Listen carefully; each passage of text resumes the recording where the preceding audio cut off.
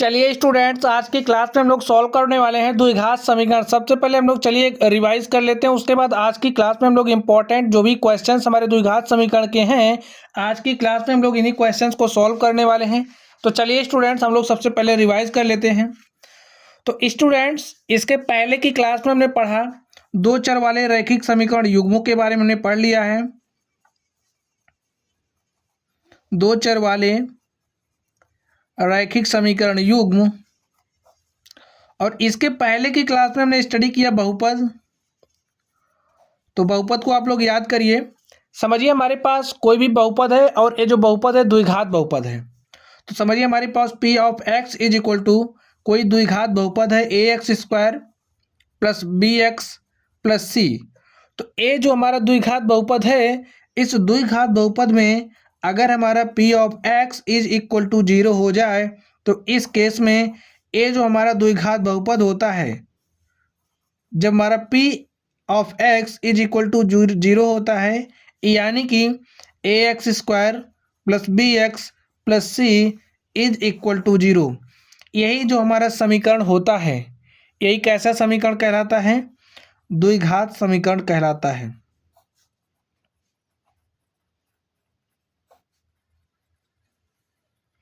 द्विघात समीकरण कहलाता है। स्टूडेंट्स, आज की क्लास में हम लोग द्विघात समीकरण से संबंधित जितने भी इम्पोर्टेंट क्वेश्चंस हमारे बोर्ड एग्जाम में पूछे गए हैं, उन सारे इम्पोर्टेंट क्वेश्चंस को हम लोग डिस्कस करेंगे। और इसके साथ ही सबसे पहले हमारे जो भी रूल्स हैं द्विघात समीकरण से संबंधित, सारे रूल्स को हम लोग रिवाइज कर लेते हैं। तो इस तरीके से आप लोगों ने द्विघात समीकरण क्या होता है इसको समझ गए होंगे। चलिए अब हम लोग नेक्स्ट देखते हैं। अब देखिए आप लोग, द्विघात समीकरण क्या है? यदि p ऑफ x द्विघात बहुपद हो तो p of x is equal to 0 को द्विघात समीकरण कहते हैं। अब हम लोग बात करेंगे द्विघात समीकरण के मूल या हल की। किसकी बात करेंगे? द्विघात समीकरण के मूल या हल।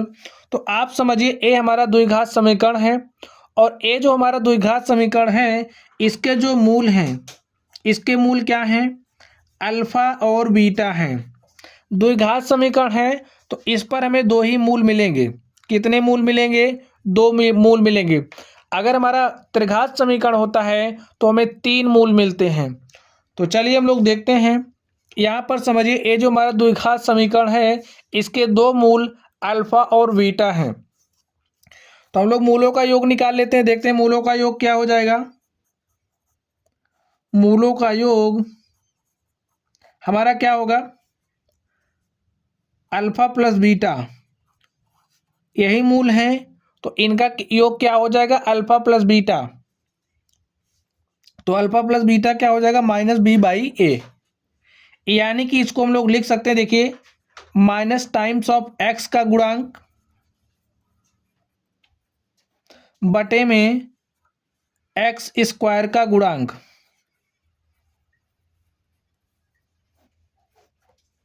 तो ये हमारा मूलों के योगफल का फॉर्मूला होता है। चलिए हम लोग मूलों के गुणनफल की बात करते हैं। मूलों का गुणनफल, देखिए हमारे मूल कौन कौन से हैं? हमारे मूल अल्फा और बीटा हैं। और अगर हमें अल्फा और बीटा का गुणनफल चाहिए तो इसके लिए हम लोग क्या करेंगे? अल्फा बीटा हमारा क्या होता है? देखिए यहाँ से सी अपॉन ए क्या है? एक्स स्क्वायर का कोफिशिएंट। और इसको हम लोग क्या लिख सकते हैं? देखिए, कांस्टेंट यानी कि अचर पद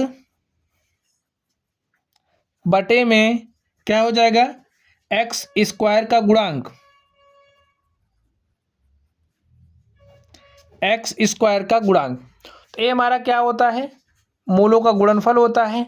चलिए अब हम लोग मूलों की प्रकृति की बात कर लेते हैं। मूल जो हमारे हैं, इनकी प्रकृति कैसी होगी? तो चलिए हम लोग मूलों की प्रकृति पर बात कर लेते हैं।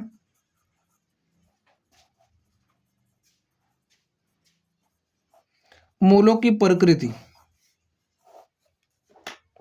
समझिए, जो हमारा बी स्क्वायर माइनस 4ac होता है, बी स्क्वायर माइनस 4ac, इसको हम लोग डिनोट करते हैं डी से। और ये जो हमारा डी होता है क्या कहलाता है? विविक्तर कहलाता है। विविक्तर ए हमारा क्या होता है, विविक्तर होता है। अब अगर हमारा जो डी है, देखिए B square minus 4ac is greater than 0, तो हमारा बी स्क्वायर माइनस 4ac है, इसकी वैल्यू अगर 0 से बड़ी है तो इस केस में क्या होगा, जो हमारे मूल होंगे वास्तविक मूल मिलेंगे। इस केस में जो हमारे मूल होंगे, मूलों की प्रकृति कैसी होगी, वास्तविक होगी। वास्तविक संख्याओं के बारे में आप लोग जानते ही हैं, तो जो मूल है मूलों की प्रकृति कैसी हो जाएगी, वास्तविक हो जाएगी। नेक्स्ट देखिए बी स्क्वायर माइनस 4ac अगर हमारा इक्वल टू 0 है तो इस केस में क्या होगा, तो B square minus 4ac is equal to 0 है, तो इस केस में जो भी हमें मूल मिलेगा वो कैसा होगा, समान होंगे।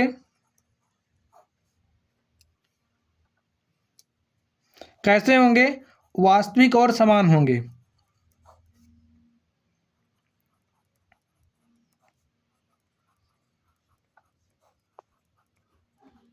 नेक्स्ट देखिए ये जो हमारा बी स्क्वायर माइनस 4ac है अगर लेस है 0 के, यानी कि बी स्क्वायर माइनस 4ac की जो वैल्यू है हमारी छोटी है 0 से, तो इस केस में क्या होगा, जो हमारे मूल होंगे वो वास्तविक मूल हमें नहीं मिलेगा।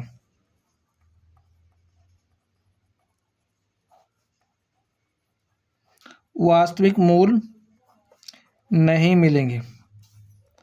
अब जब मूल वास्तविक नहीं होंगे तो क्या हो जाएंगे, काल्पनिक हो जाएंगे। तो इस केस में जो भी हमें मूल मिलेंगे वो कैसे होंगे, काल्पनिक होंगे। चलिए हम लोग नेक्स्ट बात कर लेते हैं, नेक्स्ट देखते हैं। अब ये जो हमारा द्विघात समीकरण होता है, द्विघात समीकरण यानी कि A X square plus B X plus C is equal to 0, इसको हम लोग कैसे सॉल्व करेंगे। इसको एक तो हमारी सॉल्व करने की विधि है गुणनखंड विधि।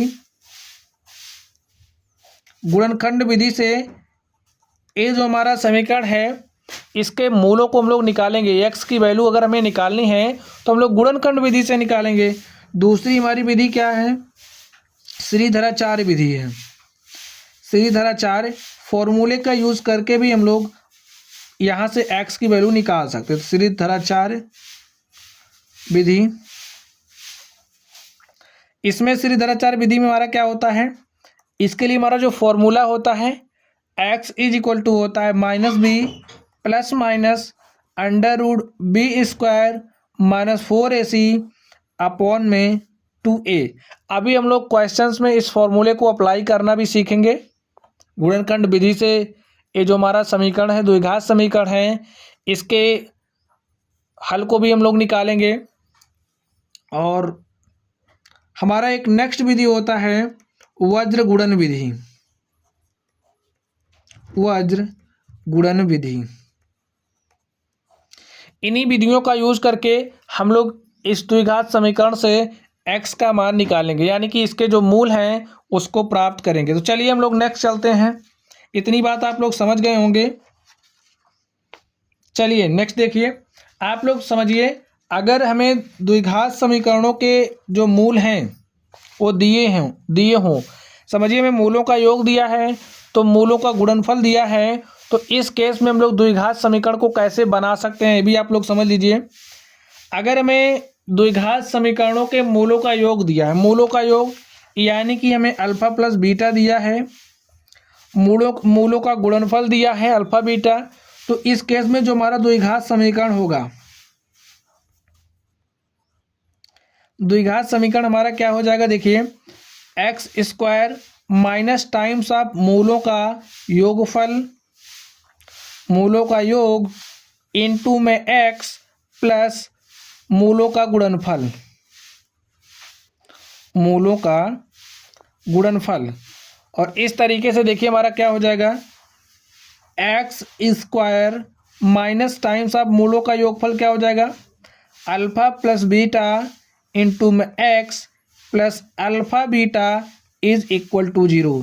ये हमारा क्या हो जाएगा, ये हमारा द्विघात समीकरण हो जाएगा। आप लोग समझ गए होंगे।